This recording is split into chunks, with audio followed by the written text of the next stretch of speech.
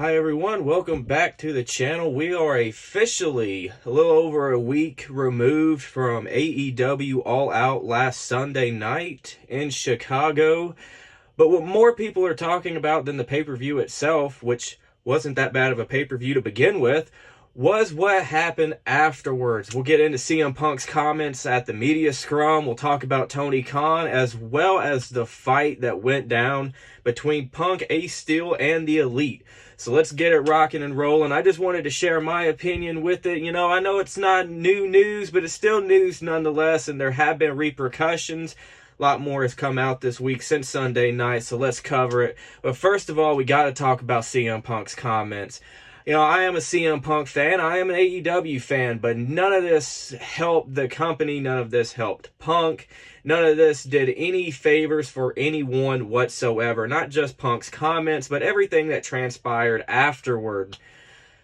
Punk really just went scorched earth on everyone. Talked about the Elite. Said they couldn't manage a target. Talking about them spreading potential rumors to the wrestling media about something involving Colt Cabana being moved to Ring of Honor, which still isn't really anything other than a name and some belts right now. Honestly, it's not. So, personally, I could care less. When is the last time that we've seen Colt Cabana on AEW TV? When is the last time we've seen him with the Dark Order? I couldn't tell you. I could possibly care less. So any of that drama, I could really care less about. But Punk just went scorched earth on everyone, going after the media and the EVPs, meaning the Bucks. And possibly Omega too, talking about Hangman Page. And what I do as a Hangman Page fan, I do think it's a stupid quote and stupid thing that he said, talking about not taking advice from the veterans in the back. I think that's a little dumb because there are some solid vets that AEW has under contract that have a wealth of knowledge. Guys like Mark Henry and William Regal and Big Show, just to name a few. Chris Jericho, another one who has been a real leader in this company, especially throughout this situation.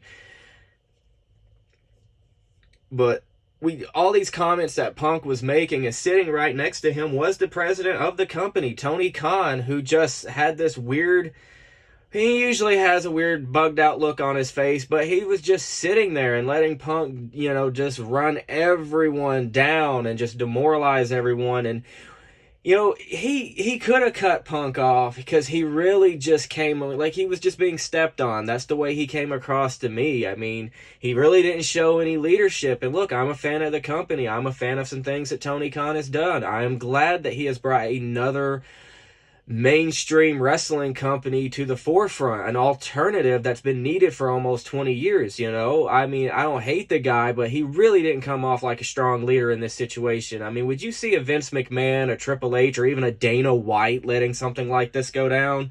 No. And what's weird about it is he hasn't been a stranger to cutting off wrestlers during these post pay-per-view interviews anyways. I don't understand why he couldn't just be like, okay, Phil, good, cool, let's take it back to the pay-per-view. Let's talk about the main event match with Mox, something like that. And it didn't happen. So Tony Khan, he came off a little weak in this situation. I know he's probably handed down some suspensions.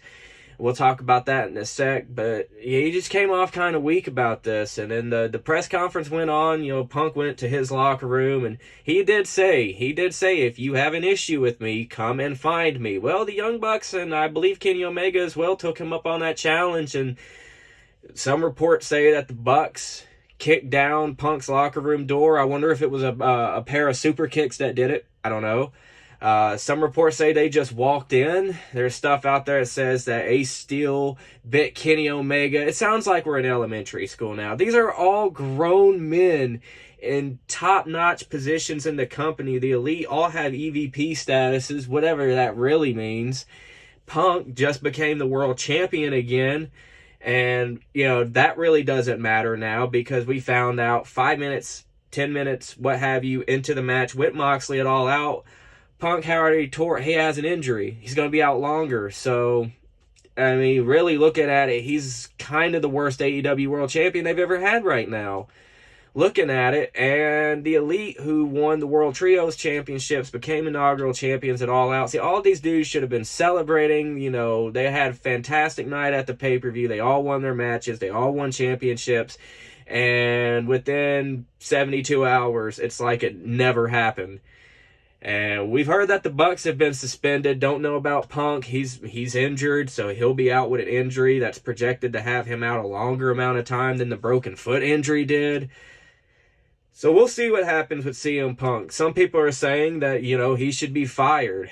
He should be fired for unprofessionalism. He did really cut off Tony Khan a lot, which again made the president of the company look kind of weak. Made him look like just a fan, and we know he's a fan. Not that there's a wrong thing, not that there's a problem with that, but at the same time, you got to realize, like, this is your company, and you're the boss. So, like, you gotta put these guys in line, and Tony didn't do that. So it's just a lack of leadership there. I'm not advocating for anybody to lose their job because of the situation. I think if anyone were to lose their job, it would probably be Ace Steel, who's producer, who's the one that allegedly bit Kenny Omega like, a fifth grader, whatever. I don't see Punk being fired. Does AEW need CM Punk? I'm going to be truthful. No. I think he needs them more than they need him. I mean, the company was growing way before he joined up. They were doing good things before he signed on. Yeah, he has been a needle mover for the company in a way. He sold tickets, merch, pay-per-view buys, but they were already doing well before he got there. If anyone of these guys were to leave, jump ship, go to WWE, I could see the Bucks and Omega possibly having a better opportunity than Punk. Because Punk, we know how he feels about Triple H. Triple H is the guy that's in charge now. I could see him rather willing to work with the elite as compared to Punk, who's right now really injury prone, angry, disgruntled. Why would you want that in your locker room? But we'll have to see what comes of it after all is said and done. What's going to happen with Punk? What do you guys think? I think he'll stay. I mean, I don't see any of these guys leaving or getting fired. I do see suspensions, which is fine because, I mean, EVPs of the company, you're the world champion, you guys are coming to blows backstage after a big show, big pay-per-view, it's just not very professional, and, Tony Khan does have to take control of the situation. He has to make an example out of these guys. I mean, he suspended Eddie Kingston a few weeks ago for pie-facing Sammy Guevara, which wasn't nearly as bad as this situation. We'll have to see what's coming of it. But what do you guys think about the situation, the fight? Who do you think was in the right and in the wrong? Sound off in the comments below. Thank you for watching this video, and I'll catch you next time.